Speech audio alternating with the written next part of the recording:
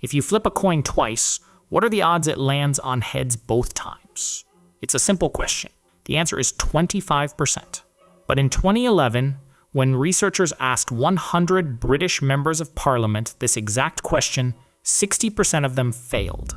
And here is the beautiful, terrifying irony, is that despite failing at elementary math, nearly 80% of these politicians confidently claimed they were highly proficient with numbers. It turns out, the halls of power are often filled with people who are fiercely confident in skills they do not actually possess.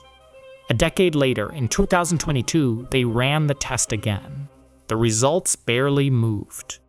Only about half got the coin toss right.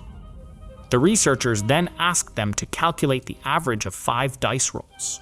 Once again, a staggering number of lawmakers failed a middle school math problem. But then, the survey set a trap.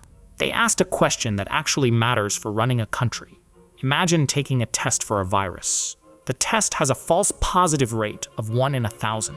If you test positive, what is the chance the result is wrong? Take a second. It sounds simple, but it's a statistical labyrinth. The correct answer is that you don't have enough information.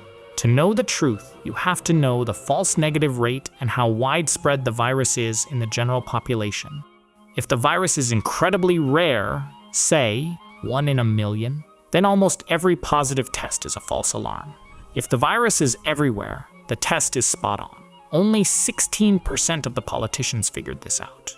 When average citizens were asked the exact same question, 15% got it right. There is just a single percentage point of difference between the rulers and the rule. The illusion of the brilliant leader completely shatters when you measure them against children. When a group of these lawmakers took a standard 11-year-old school exam, half of them failed the English section. Over half failed the math. The 11-year-olds, 70% passed effortlessly. We give these individuals the power to write our laws, interpret complex health data, and even lock us in our homes. But the uncomfortable truth is this: the shepherds are often just playing a part. The defining trait of power isn't competence. It is the unwavering performance of certainty. In the end, confidence matters far more than actual skill.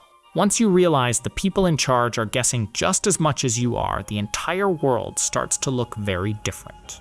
Keeping that in mind, why are you holding back when the world clearly rewards confidence over competence?